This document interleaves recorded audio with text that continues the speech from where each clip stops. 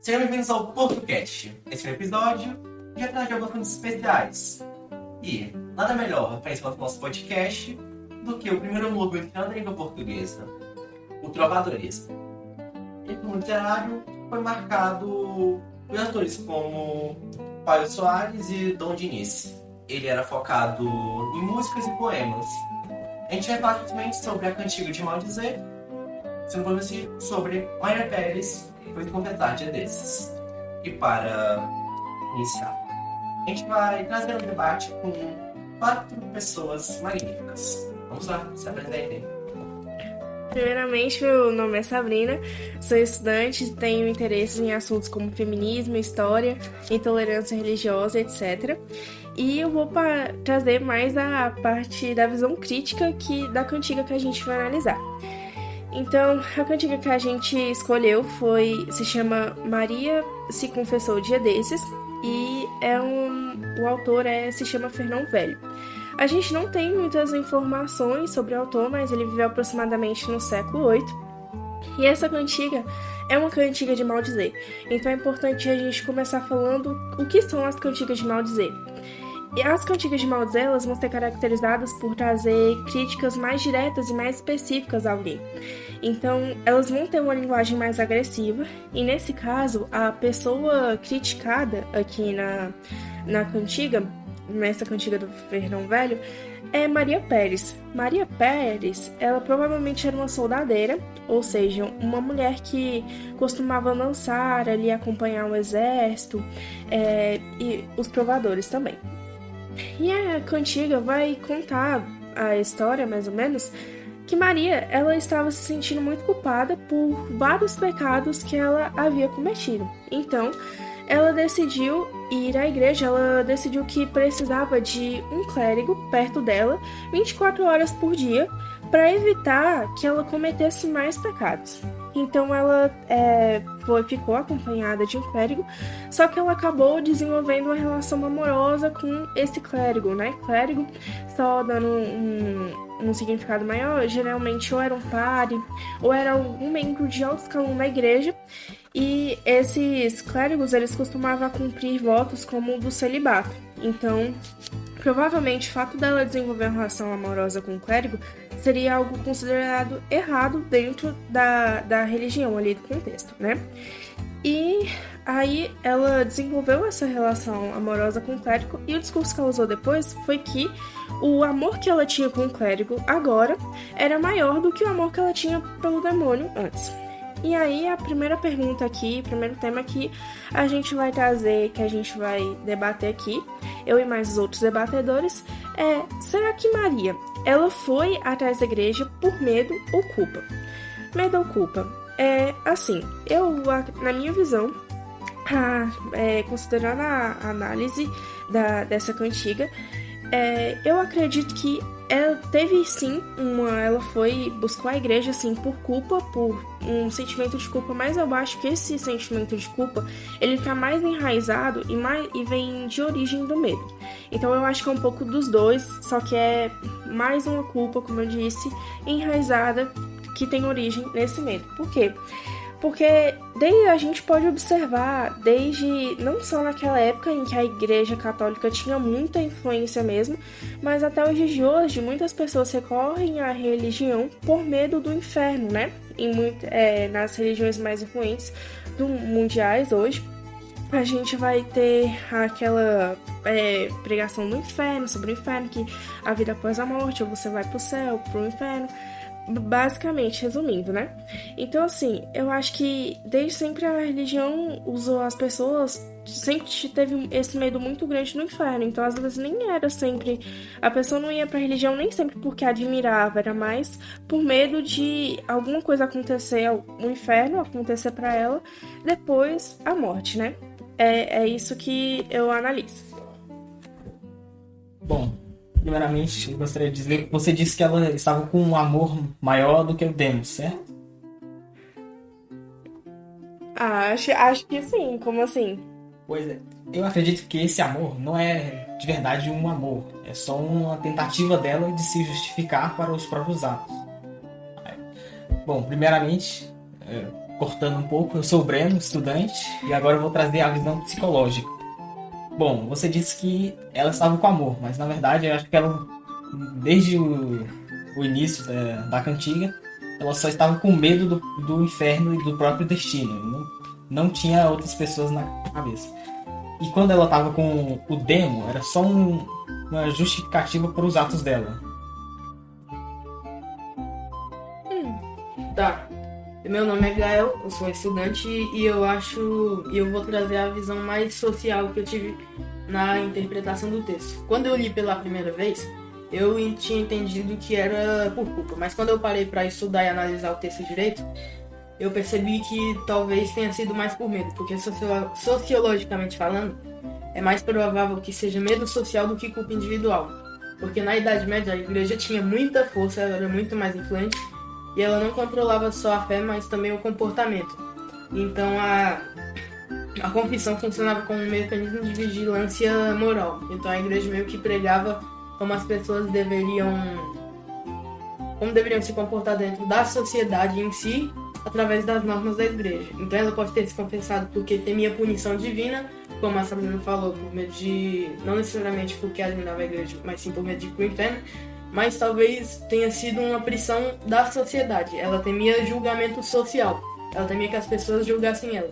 E também complementando o que o Breno falou, talvez realmente ela não tenha tido realmente um relacionamento com o clérigo. Talvez ela tenha só se aproveitado dele como escapatória para não ir pro inferno. Bem, antes de qualquer coisa, eu me chamo Jean Gabriel, também sou um estudante do Sérgio Pontes e eu vou defender a visão religiosa.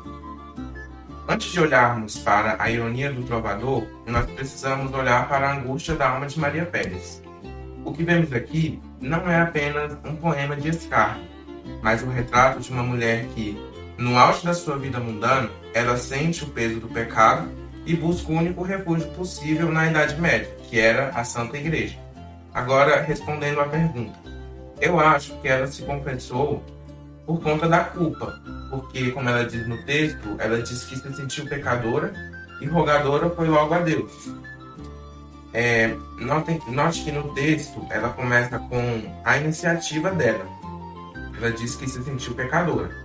Na visão religiosa, isso é o despertar da consciência. Ela não foge da responsabilidade. Ela procura o sacramento da confissão para romper esse pacto com esse suposto demo, que seria um vício, um caos. Bem, pessoal, essa é a primeira rodada. Agora, temos um pequeno intervalo para que nossos debatedores possam beber água, descansar. Logo voltaremos, entendeu? Fiquem atentos. Já voltamos. Sejam de volta, pessoal, ao PortoCast. Agora, depois do intervalo, iremos seguir com um debate mais acalorado. E, para isso, nada melhor do que o mestre do caos, Cauã. Vamos lá, Cauã. Bom, para eu não ser cansado no Twitter, eu vou ter que levantar esse ponto. A Maria e o Crádico foram pessoas boas ou ruins? Considerando plenamente que eles cometeram um pecado? Tá, eu sou o Gael novamente aqui. E eu acho que, obviamente, se você for olhar historicamente, na realidade, ela muito provavelmente foi uma pessoa boa, por causa que a cantiga de Maldiz é feita para falar mal de alguém. Ela é feita para ridicularizar ou menosprezar alguém através do texto ali, a forma tanto redigida, às vezes pode ser oral. Só que, quando você for olhar dentro do texto, pelo que ele descreveu no texto que ele criou, eu acho que os dois seriam pessoas ruins. Porque ela com medo, e medo de morrer, medo do demônio, do inferno, e medo dos seus pecados, as consequências dos seus pecados, ela usou do clérigo da igreja, que não podia se relacionar, pra ser salva. E eu acho que o clérigo também seria uma pessoa ruim porque ele aceitou isso. Ele aceitou se relacionar com uma pessoa que não queria andar amorosamente pela de verdade, só queria se envolver com alguém da igreja pra ser salva. E ele aceitou isso de uma forma muito normal, muito fácil.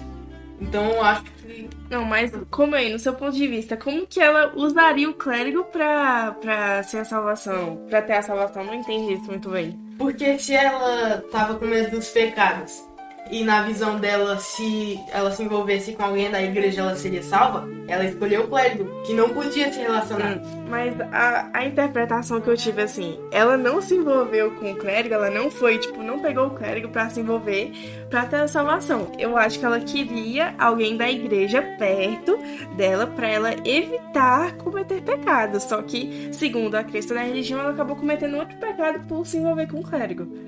Então eu acho que o envolvimento dela não foi, tipo assim, intencional pra ter a salvação. Foi, tipo, ela usando dele. Foi mais uma coisa, assim, acidental, entre aspas. Mas você não acha que justamente por ser acidental e ser ela usando dele, faria dela uma pessoa errada? Não. Eu acho que não. Bom, eu acho que ela é uma pessoa ruim, porque ela usa o clérigo não para parar de pecar. Ela só quer um alívio para os pecados dela. Porque ela acredita que ao levar o clérigo para a cama, ela acaba meio que, como é que eu posso te dizer? Parando de pecar na visão dela, já que ela tá com o clérigo. E você deveria ser um conselheiro. Mas como que está a visão dela, sendo que, segundo meu conhecimento, assim, na crença, ela se envolver com um clérigo, um cara que provavelmente cumpriu o voto de celibato, seria errado, não tô entendendo isso. Bom, ela tá tentando só aliviar o medo dela, já que ela tá com medo da punição, do inferno. Ela usa o clérigo meio que como um porto seguro, algo para aliviar esse medo. Só pra eu entender, então você acha que não necessariamente ela se envolveu com o clérigo pra ela ser perdoada dos pecados que ela cometeu, e sim pra ela não pecar mais? Sim, Tipo isso? sim, eu Mas acredito e nisso. o relato? Tá, isso poderia até ser usado como argumento pra ela ser uma pessoa boa. Mas e o fato de ela se relacionar com uma pessoa da igreja que não poderia ter um relacionamento? Eu discordo. Por quê? Porque, olha, vocês estão focando na malícia do trovador, mas eu prefiro focar na esperança da pecadora. O fato de uma figura como a Balteira buscar na igreja prova que as portas do céu estão abertas para todos, e o clérigo é apenas o porteiro que a recebeu. Olha, eu não acho que eles dois tiveram algum tipo de relação nessa história, porque o clérigo, eu acho, se nós formos fiéis à doutrina, o foco deve ser a misericórdia. O clérigo, ele está apenas dividindo o que tem com quem nada tinha. Ele assume a guarda de uma alma que o demônio já considerava dele. É um ato de resgate espiritual, acima de tudo. Porque Mas é justamente por isso que eu acho que ela é uma pessoa ruim. Justamente pelo clérigo querer salvar ela e ela usar disso como uma forma pra ela não pecar mais, significa que ela não se envolveu com ele porque ela gostava dele. Ela se envolveu por causa da religião.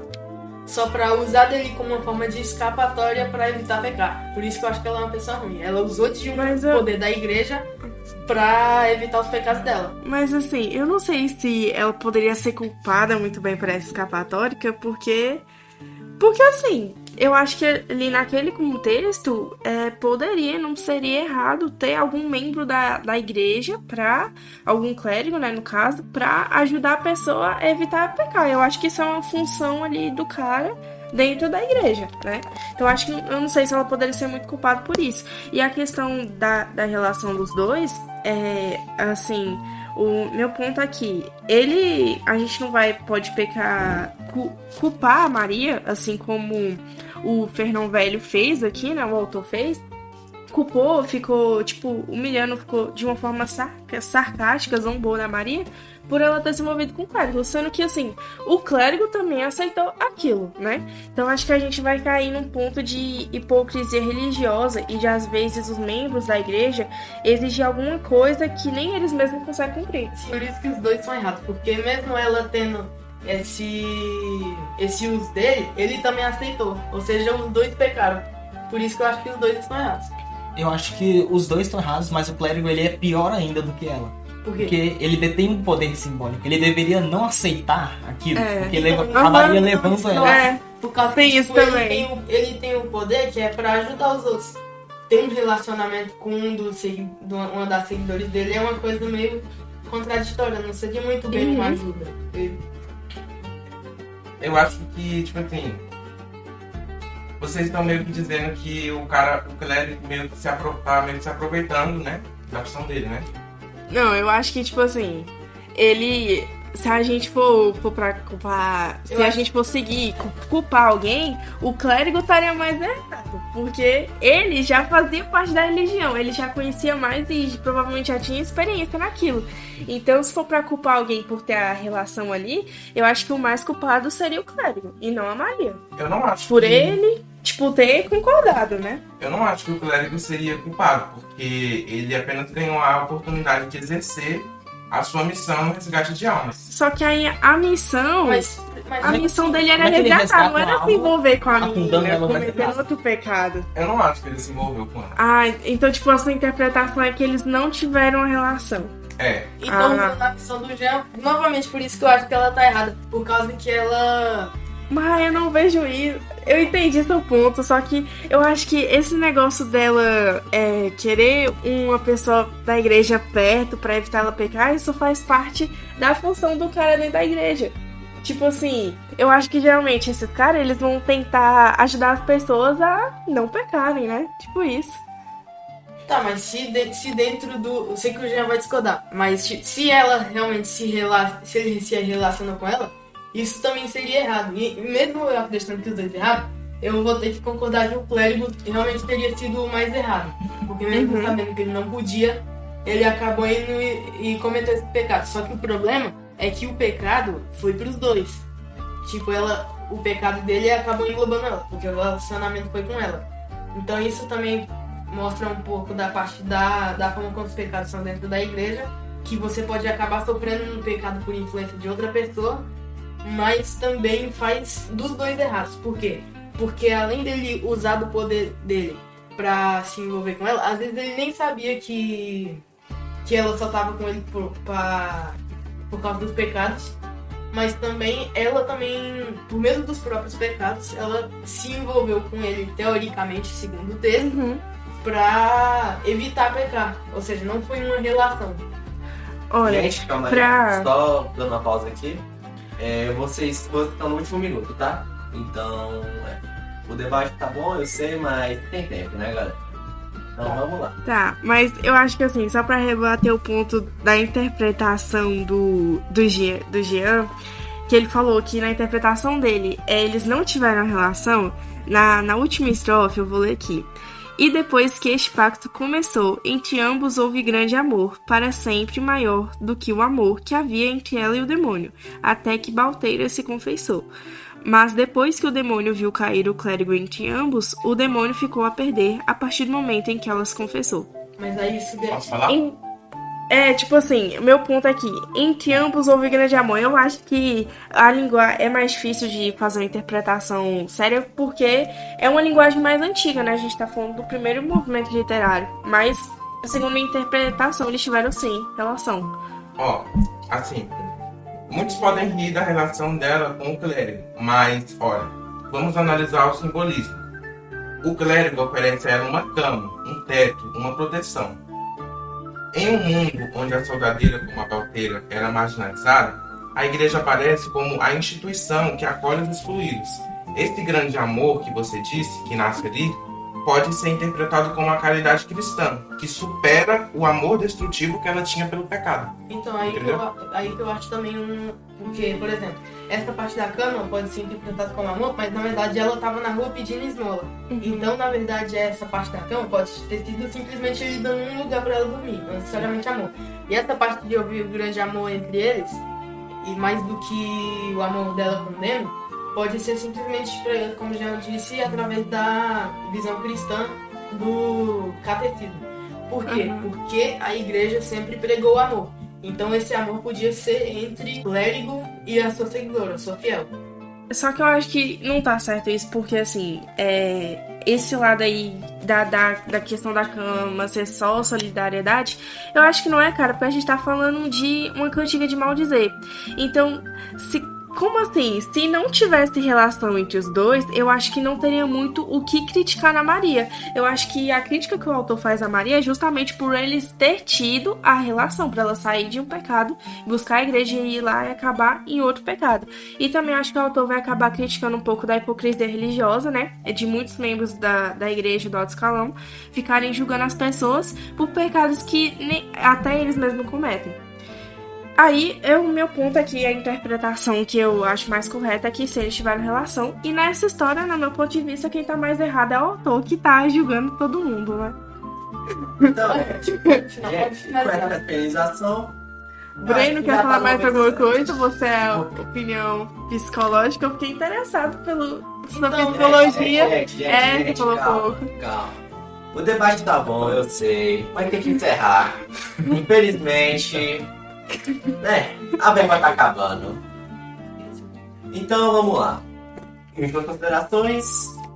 Então, por fim do debate, perguntas do chamamento final para os nossos queridos debatedores: Gael, Sabrina, Breno e Jean. O que vocês acharam da cantiga? Recomendariam? Eu acho que não. Eu particularmente não gostei desse gênero, porque justamente por ser um gênero que é caracterizado por atacar as pessoas, então o cara poderia falar de várias coisas, fazer várias críticas sociais muito, muito importantes, mas acabou fazendo isso prejudicando, né, expondo uma pessoa de forma zombando dela, humilhando. Não gostei, não recomendo. Bom, eu concordo com ela. Como já diz o tipo de cantiga, que é maldizer, é literalmente um texto feito somente para ridicularizar uma pessoa. Então, eu não acho isso recomendaria. legal. Sim, eu vou ter que concordar, eu não gostei muito, porque, tipo, a escritura em si é boa, o texto é bom, a forma com que ele constrói é boa, mas, tipo assim, o fato dele pegar uma pessoa e ridicularizar ela não é uma forma muito legal de trabalhar um conteúdo. Além de que pode ser uma pessoa que você não tem estudo pra saber se ela realmente, na realidade, foi boa ou foi ruim, ou se essa pessoa de fato existiu, por exemplo. Então, como texto, como leitura, é muito rico no vocabulário, mas como conteúdo, a forma como ele apresenta o conteúdo dele, eu não recomendaria. Eu acho que isso é importante pra gente estudar o contexto, só a forma da gente conhecer o contexto histórico da época, né? E você, Jean? Tô curiosa pra saber se você... O que você acha do gênero? Bem, eu acho que é um texto assim, eu recomendaria porque é um texto que gera bastante assunto assim, né, para um podcast, igual a gente aqui tava discutindo, mas É aquela coisa, né, pra leitura, tipo, eu acho que todo mundo vai concordar nisso. Pra leitura não é uma coisa tão boa. É bom pra você ter conhecimento histórico e curtir, abordar pontos importantes. Pra você apresentar o texto, pra falar alguma coisa pra outra pessoa, Usar fazer- como base pra algum sim, argumento. fazer algum slide, qualquer tipo de estudo de textos da Idade Média, tipo assim, uma coisa histórica. Uhum. Só que pra leitura não é muito legal. É isso aí. Então, com as ressalvas, eu vou me despedindo. Bem, a gente, pelo visto, foi cancelado, mas ok, né? Mas como esse debate já está chegando ao fim, então vou ter que finalizar aqui. Mil perdões, mas chegamos ao fim do debate, mas antes do final, vocês gostaram do texto e recomendariam? Bem, eu sou Cauã, nosso outro apresentador foi Marcel, de debatedor foi Gael, Sabrina, Zé e Breno, e até o próximo episódio do nosso PortoCast.